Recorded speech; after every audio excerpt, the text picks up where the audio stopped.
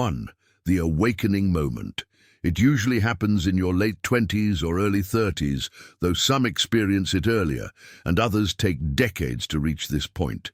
You're sitting in another meaningless meeting, watching the alpha's posture and peacock for the boss's attention, observing the betas nodding enthusiastically at every mediocre idea, and suddenly you feel it. That visceral, almost physical disconnect between who you are and what you're pretending to be. The sensation is unmistakable. It's like watching yourself from outside your body, seeing this person performing, wearing a mask, playing a character in someone else's script. And in that crystalline moment of clarity, something inside you breaks free. Not violently, not dramatically, but completely. This is the silent rebellion's first stage, recognition. You see the hierarchy for what it truly is, not a natural order reflecting merit or capability, but a constructed theatre where everyone's fighting desperately for seats you don't even want. The corner office with the glass walls, the title that sounds impressive at dinner parties, the validation from people whose opinions you don't actually respect. Here's what makes this awakening different from a typical quarter-life or midlife crisis. You're not looking for a new hierarchy to join. You're not trying to find your real place in the existing system. You're having a fundamental realization that the entire game is optional, and you're choosing to opt out. 2. The corporate theater exodus. Let me tell you about Marcus, because his story represents thousands of similar journeys happening right now across the modern workforce. Marcus was a senior financial analyst at a Fortune 500 company, the kind of position that looks golden on paper. 6-figure salary, benefits package, corner cubicle with a window, the whole American dream package. For 7 years, Marcus played the game flawlessly. He attended every happy hour, even though he hated small talk and cheap beer. He laughed at every boss's terrible joke. He volunteered for highly visible projects, even when they weren't the most impactful work. He competed ruthlessly for every promotion, playing the political chess game of alliances and positioning. He was good at it. He was climbing. And then, one Tuesday afternoon, sitting in a 3-hour meeting that could have been an email, watching grown men argue about PowerPoint slide transitions, something shifted. He didn't storm out. He didn't quit dramatically. He simply stopped caring about their game. That evening, Marcus started a side business, nothing revolutionary, consulting for small businesses that needed financial strategy but couldn't afford the big firms. He worked on it before dawn and after dinner. He stopped attending the optional social events, stopped volunteering for the visibility projects, did his job competently but stopped performing enthusiasm for the theatre. His colleagues noticed. "Marcus has really checked out," they whispered. His manager expressed concern about his engagement levels, but here's what they didn't see. Marcus's side business was growing, not explosively, but steadily, building real value, real clients, real equity that belonged to him. 18 months later, Marcus submitted his resignation. His boss tried the usual retention tactics: more money, better title, vague promises of partnership track. Marcus smiled politely and walked away. Within 6 months, he was earning 3 times his corporate salary, working from wherever he wanted, answering to no one. The silent rebellion isn't about burning bridges. It's about building boats, while others argue about who's captain of a sinking ship. It's about recognizing that the corporate hierarchy, for all its power and prestige, is optional. You don't need their ladder if you're building your own elevator. 3. The social hierarchy detachment. Here's what fundamentally separates the Sigma rebellion from every other masculine movement or philosophy. It's not reactive. This distinction is crucial. Alphas rebel against hierarchies by trying to dominate harder, to prove they're the apex. Betas rebel by forming groups, demanding systemic change, seeking safety in collective action. Both are still operating within the hierarchy's framework, accepting its premise while fighting over its structure. Sigmas, They simply stop acknowledging the system's authority over them. It's not aggression. It's not passive aggression. It's complete indifference to a game they never wanted to play. Think about high school for a moment. Stay with me here. Remember the social hierarchies, the popular kids, the jocks, the nerds, the various tribes and their pecking orders. Now think about that one guy who didn't fit anywhere, but somehow seemed fine with it. Didn't try to join the popular crowd, didn't resent them or rebel against them, just existed in his own orbit, pursuing his own interests, unbothered by where he ranked in systems he didn't recognize.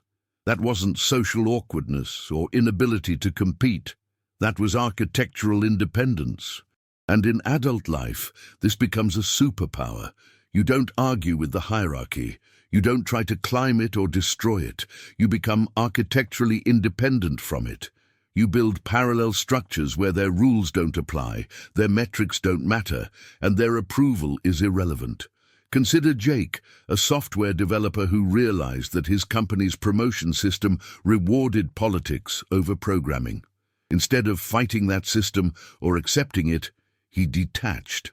He took contracts on the side, built his own projects, created value streams that had nothing to do with his official job title. When the company eventually laid off 30% of their workforce, Jake barely noticed. His income came from elsewhere. His identity wasn't tied to their recognition.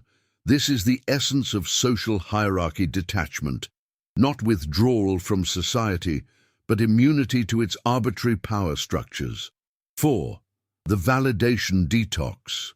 Let's talk about the hardest part of the silent rebellion, the part where most men fail.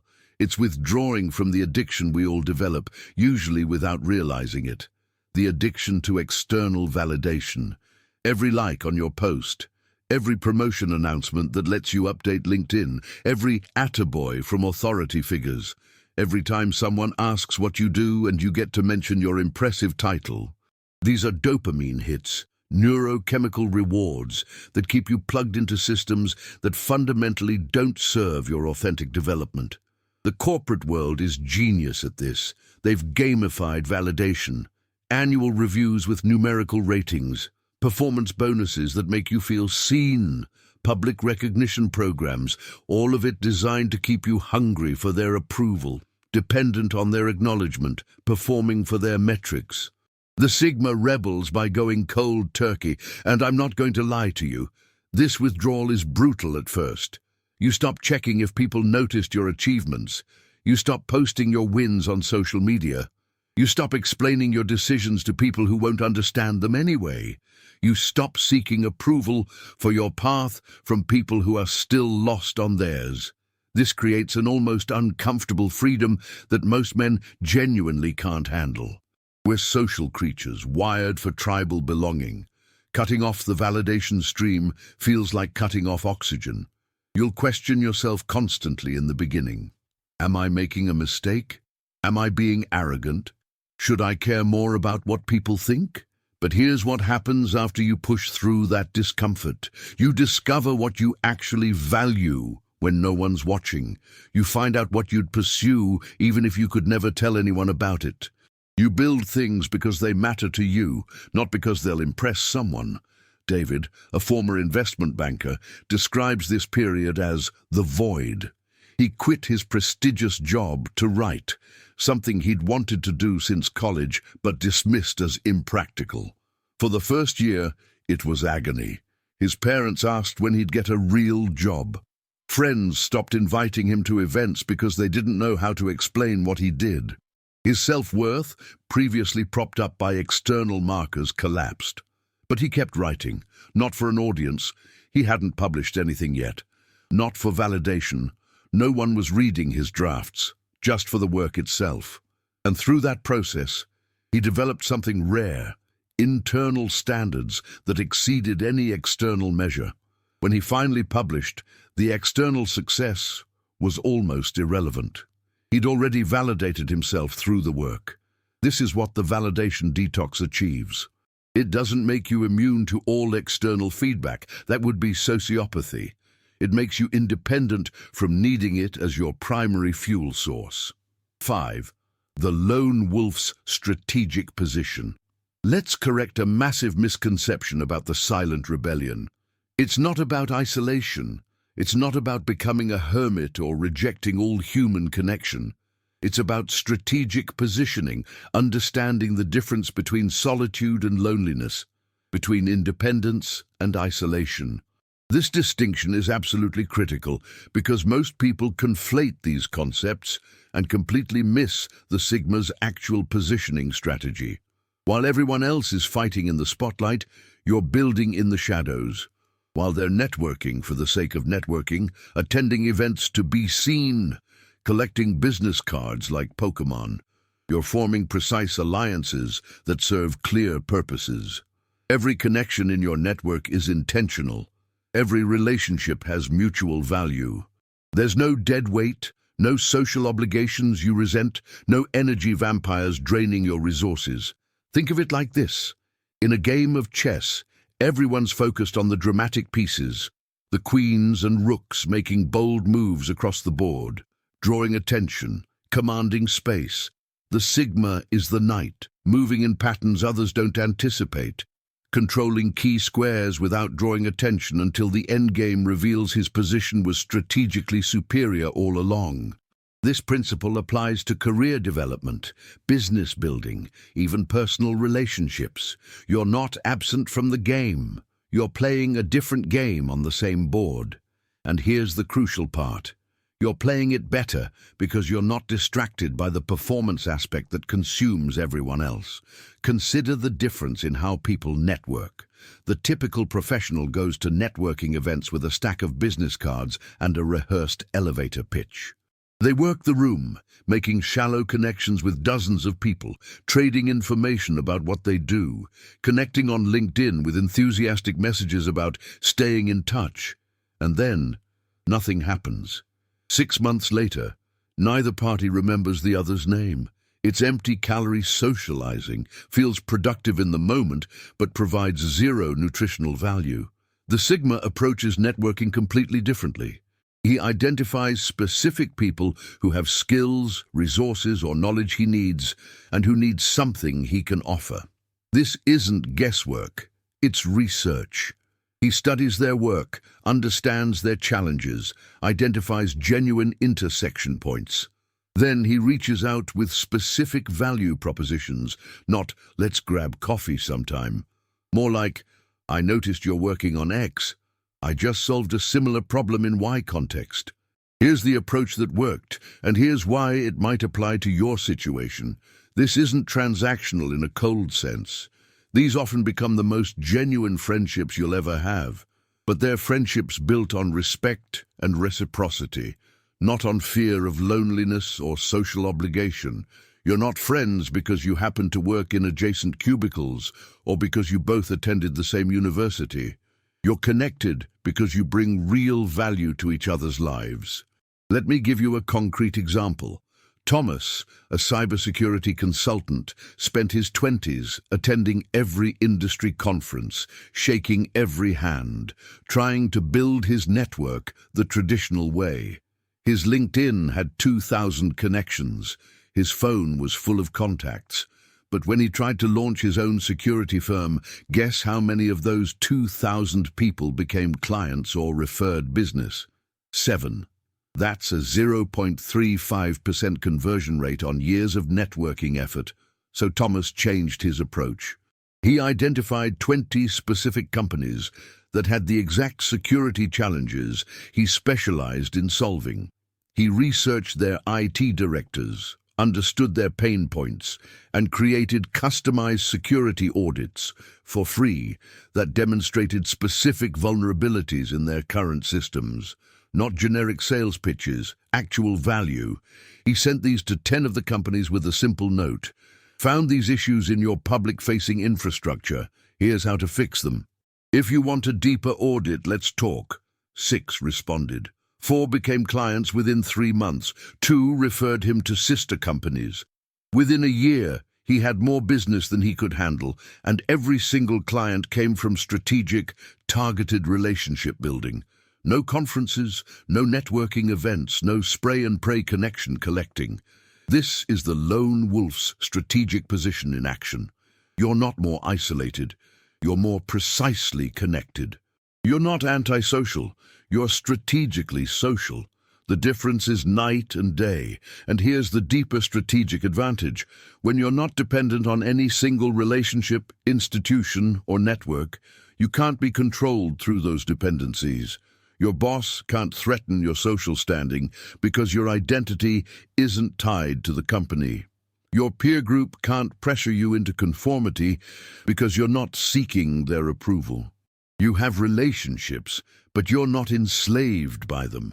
This creates an almost paradoxical effect. The less you need people, the more valuable you become to them.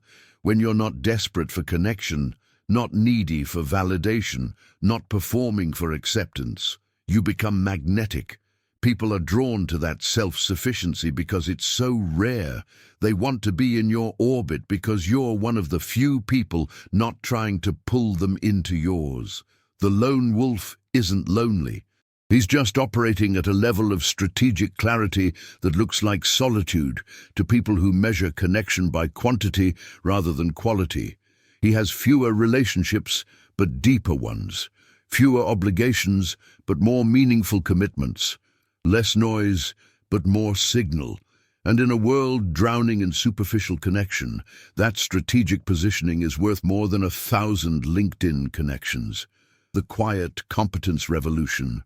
The silent rebellion's most powerful weapon is something the modern world has almost forgotten, buried under layers of personal branding, self-promotion, and fake-it-till-you-make-it culture, competence without announcement.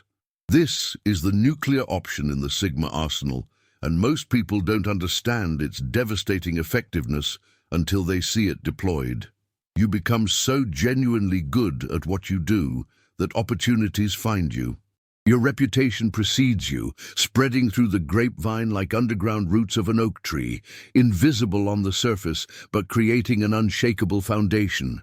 But you didn't build it through self-promotion, you built it through undeniable results. This is the complete opposite of the modern influencer model, where personal brand precedes actual ability, where perception management matters more than performance. Think about the mechanics of reputation in a pre-social media era. How did you know someone was excellent at what they did? Because someone who actually worked with them told you. Because their results spoke louder than any marketing. Because when there was a genuinely difficult problem, not the performative kind that gets discussed in meetings, but the kind that keeps executives awake at night, people said, "Get him. He actually knows what he's doing." The Sigma operates on this old-school reputation model in a new-school world, and it's devastatingly effective precisely because it's so rare. Everyone's shouting about their achievements on social media. Everyone's carefully curating their personal brand. Everyone's posting motivational content about their journey. The person actually achieving, actually building, actually solving, actually delivering stands out through pure contrast. Let me paint you a picture of what this looks like in practice.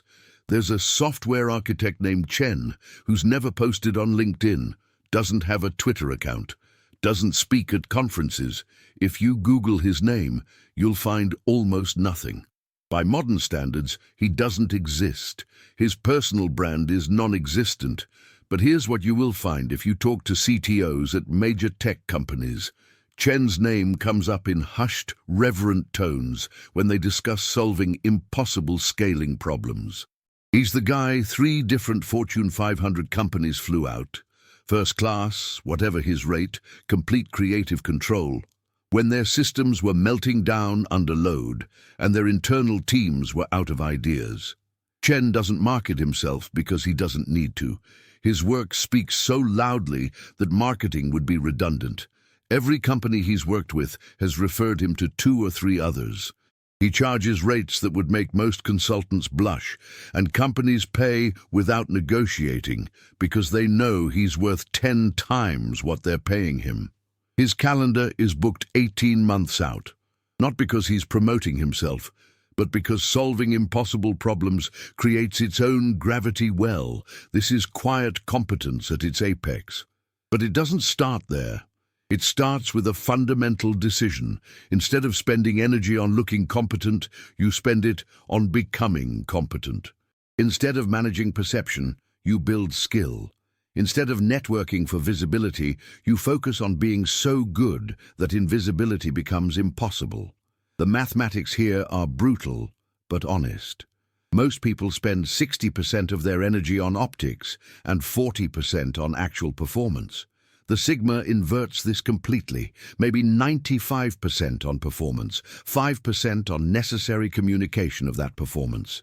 In the short term, the traditional approach looks better. The person focused on optics gets promoted faster, gets recognized sooner, builds a following more quickly. But here's what happens over time. The performance gap becomes undeniable. The person who spent years actually mastering their craft versus the person who spent years marketing mediocre work. When real challenges emerge, that gap becomes a chasm. And in every industry, in every field, real challenges eventually emerge. This is why Sigmas rise during crisis moments. When the performative theater ends and actual problems need solving, when the smooth-talking alphas can't talk their way through a genuine challenge, when the committee of betas can't form a consensus fast enough and the situation demands decisive action based on real expertise, everyone suddenly remembers that guy who's been quietly competent the whole time. Take the 2008 financial crisis as a macro example. All the celebrated financial gurus who'd built their brands on confidence and salesmanship, the guys on CNBC predicting endless growth, the authors of best-selling books about real estate riches, the conference speakers touring the country were exposed as frauds or fools when reality asserted itself. Their brands evaporated overnight because they were built on performance rather than competence. Meanwhile, the quiet analysts who'd been warning about the housing bubble, who'd been building conservative portfolios, who'd been focused on fundamentals rather than flash, guys like Michael Burry, who was mocked for years before being proven catastrophically right, those people suddenly became the most valuable voices in the room. Their quiet competence, their willingness to be unpopular while being correct, paid dividends when it actually mattered. Or consider the COVID pandemic's effect on businesses. The companies led by celebrity CEOs who'd spent more time on their personal brands than their operations, who'd optimized for quarterly earnings and stock price over operational resilience. They struggled or collapsed. WeWork, Theranos, the entire parade of charismatic founders who'd mastered the art of selling stories but not building businesses. Meanwhile, the quietly competent operators who'd built resilient systems, diversified supply chains, maintained cash reserves, and focused on sustainable growth rather than explosive hockey stick projections. They navigated the crisis while others panicked. These weren't the companies that made headlines during good times. They were the companies that survived the bad times, and in surviving, they won. Here's the deeper principle. Quiet competence is playing the long game in a world obsessed with quarterly results. It's investing in actual skill while others invest in the appearance of skill. It's being the person people desperately need when the chips are down, not the person people follow when everything's easy, and trends matter more than truth.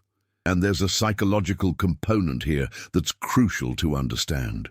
When you're not performing competence, when you're not announcing your achievements, when you're not seeking validation, you free up enormous cognitive resources. The mental energy most people spend on impression management, on anxiety about how they're perceived, on maintaining their personal brand. You redirect that entirely into the work itself. This creates a compounding advantage. While they're worried about looking smart in meetings, you're actually getting smarter. While they're crafting the perfect LinkedIn post about their project, you're solving the next problem. While they're networking at conferences, you're building skills that will make networking unnecessary. The quiet competence revolution isn't about being humble, it's about being effective. It's recognizing that in a world of unlimited noise, signal is the scarcest resource. Your competence is signal, everything else is noise. 7. The freedom others fear. The ultimate irony of the silent rebellion is that what Sigmas fought for, independence, autonomy, self-directed purpose, is exactly what terrifies most people. They see your freedom and call it loneliness. They see your self-sufficiency and call it arrogance. They see your non-conformity and call it rebellion. They're half right. It is rebellion, but not against them, against the invisible chains most people mistake for belonging. The silent rebellion isn't asking for your understanding. It already left while you were deciding whether to approve. So here we stand, at the edge of understanding. The Sigma male isn't the end of masculine evolution. He's the bridge to what comes next. In a world drowning in noise, he chose silence. In a society obsessed with status, he chose substance. In an era demanding conformity, he chose sovereignty. The mysterious rise of the Sigma wasn't mysterious at all. It was inevitable. When traditional hierarchies began crumbling under the weight of social media, corporate politics, and forced tribalism, a new archetype had to emerge. Not louder, not flashier, but smarter, more adaptable, and infinitely more free. The truth is this: you don't become a Sigma by following a blueprint. You realize you've always been one by recognizing the patterns we've explored today, the strategic solitude, the internal validation, the quiet competence, the refusal to play games you didn't design. This is your last evolution, not because there's nothing beyond it, but because it's the final form that's truly yours. Unfiltered, unapologetic, undeniable. If this resonated with you, if you felt that recognition deep in your core, then you need to subscribe to this channel right now. We're building a community of men who understand that true power doesn't announce itself. It simply is. Hit that notification bell, because the journey into Sigma Mastery is just beginning, and you don't want to miss what's coming next. The world is changing. The question is, are you evolving with it, or are you still playing by outdated rules? The Sigma already knows the answer. Welcome to your final evolution, your